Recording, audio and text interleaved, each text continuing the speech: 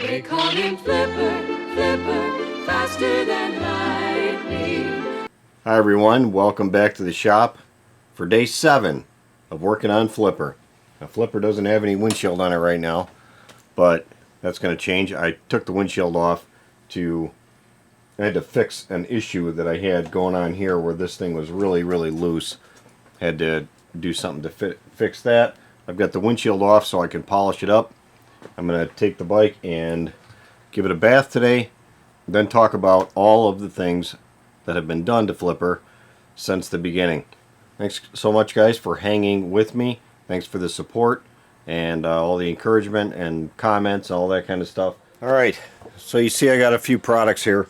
Basically the way I polish up a windshield, or at least try to save one, is I pretty much throw everything at it at once. I don't use any machine on here. I could, but the reason I don't is because sometimes, you know, things like this Novus 2, this has a really light rubbing compound in it and to pull off the scratches, and if I generate heat, I could potentially burn through the very thin protective coating that's on the original windshields.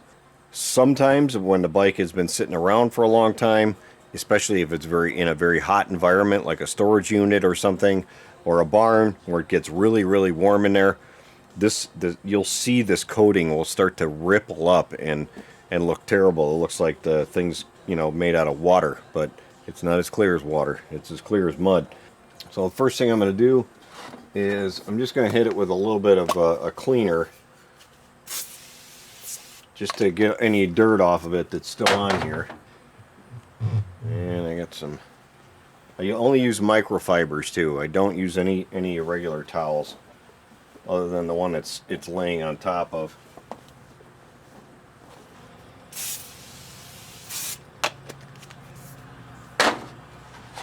So guys, I'm a huge proponent of Plexus, using Plexus on your windshield for the daily stuff. For cleaning off bugs, for just giving it a polish whenever you wash it. Use this stuff. It really does help. It just has some really light scratches on it. Nothing really bad. This windshield's in great shape. So I'm going to go with just some of the Novus number 2 scratch remover. I'm not going to do a number 3 because that's a little bit too aggressive. And it's probably all just locked up in there. There we go. Microfiber pad. And I'm going to use a kind of a firm pressure on it. Not real hard, but not real soft either. I'm going to go in alternating directions. This way and this way. And I can already see the gloss is coming up quite a bit on this plastic. So when you're polishing your windshield up and if you see an area that starts to get cloudier the more you scrub on it, stop, because you're burning through that layer. There's nothing like that happening here, but I'm just telling you, I've done it before. I had an old windshield that I tried a bunch of things out on trying to save it, and it got a lot worse. So I wound up just throwing it away. Actually, I used it to for a while I used it to cover my air conditioner out on my house. I thought, hey, that's a good use for it.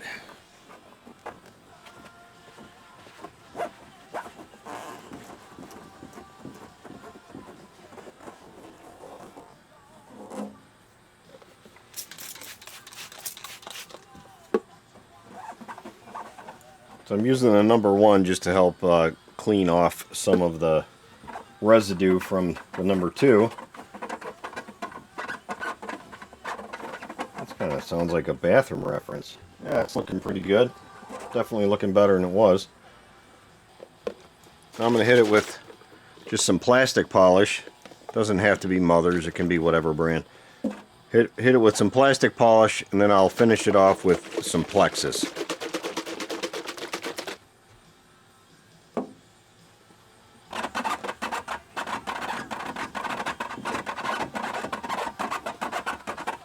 Hopefully YouTube can't hear the music that's on right now. I've been dinged before with that one. Little Duran Duran on right now. That'll definitely wind me up in hot water for sure. They've deleted all of the audio on one of my videos over that song. Hit it with a little plexus and call it done.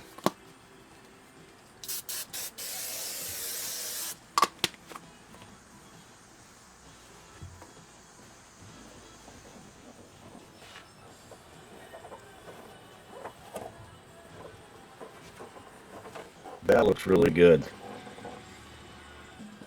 Cool. Alright, windshield's done. Back to the rest of the bike.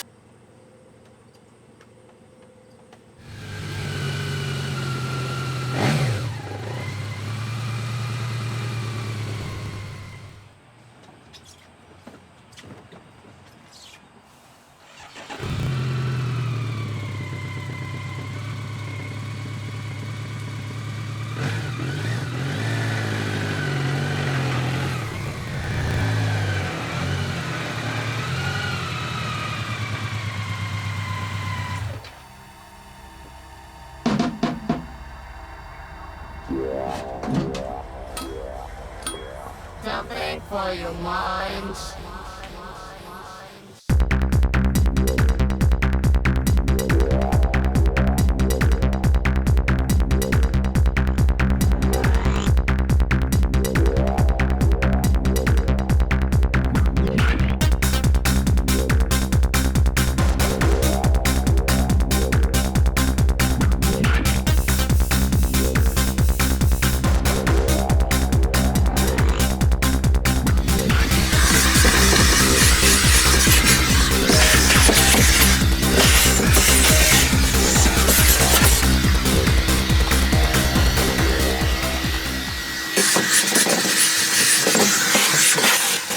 Alright guys, here's a little trick. When you have some black plastic that has turned gray from exposure, take your heat gun and warm it up. Heat it up. Don't make it so hot that it melts. But, as you'll see, it'll start turning back to black.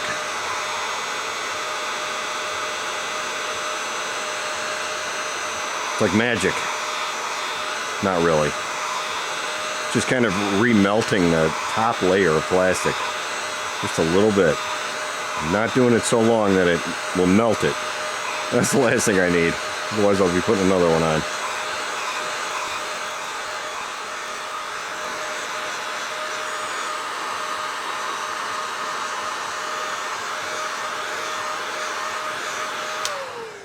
And there we go.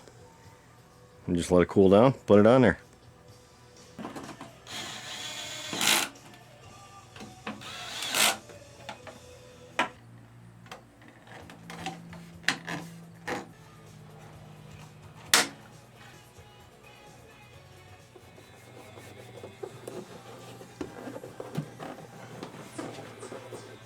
Oh yeah.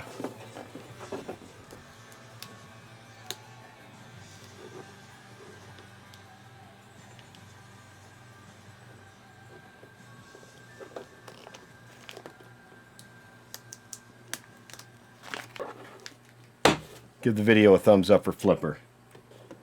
How could Flipper be complete without a keychain? That's right, I got a keychain. This is a vintage SeaWorld keychain from the 80s. So it's probably from about 83. And it's now Flipper's. Well guys and girls, that's it. Flipper is now as ready as it's going to get to go anywhere in the US, Canada, or even Mexico. If you really want to go to Mexico. pretty hot down there. And I've heard the people are crazy. Especially some of my Mexican viewers. They're out of their minds. Anyway, this baby's ready to go. So if you want to throw an offer in on it, just hit me up on my contact page over at kirksmotorrad.com. We can discuss it. There's a guy going to look at this thing pretty quick, so I imagine that I don't know if this one will be around too long, but let's go over all the things that were done on this motorcycle since I got it. One, it had a new clutch, so I didn't have to do the clutch on this. It was in really good shape. It's not leaking. It's in great condition. It actually has a rebuilt final drive, but that should be good to go for a very, very long time. It's got a good battery in it, and it had those quick disconnects. We've already gone over a lot of the little cosmetic defects that are on it. There's still a couple little things like on these, you know, the tip over wings. They still have some holes in them and stuff. If the next owner wants to change that stuff out for cosmetic reasons, they can certainly do so. Did an oil change with Mobile 1 only because it had Mobile 1 in it prior. We changed out the lube in the final drive. I checked the rear brakes and they are sitting very good. They're plus 50%. I changed the lube in the transmission to 75 110. It's got new fork oil in it. I had one of the seals changed on the forks. I did service the valves. I serviced the linkage. I did some modifications on this side panel right here to make it fit correctly. Modified the fuel lines so that they didn't have such a sharp bend in them. Gave it a full brake flush as well as a clutch flush. It did already have stainless steel lines on there, so I didn't need to put those on. I flushed out the damper in the front. I changed out those little cushion rubbers that are up there. Replaced the coolant from orange coolant to the blue coolant. I fixed these knee pads. I changed the air and gas filters. I cleaned up a bunch of the wiring that was inside there. Put on brand new tires. And last thing I did, which you probably have already seen it in the last video, I changed out the springs. As well as I put a working front shock on it, because it didn't have one before. So, the bike has 77,100 miles on it. This is going to make a great bike for somebody. I'm half tempted to keep it for my own. Because, to be honest, this bike genuinely is in better condition than my own bike right now. I've got to do some work on my bike. I need to get that thing in here and turn some wrenches on that one. So guys, I hope you've enjoyed watching and following along Flipper, another LT project. I may have another one coming up. I had a guy down in Texas offer me an LT, and I would have to go down there and get it. Either I'd have to go get it or have it shipped. If you guys out there know of a inexpensive way to get it up here, please put it down in the comments below. If you're coming up here and you'd like to bring me that bike, let's talk, because we can certainly arrange something. Guys, thanks so much for watching. I'll catch you on the next one. Take care.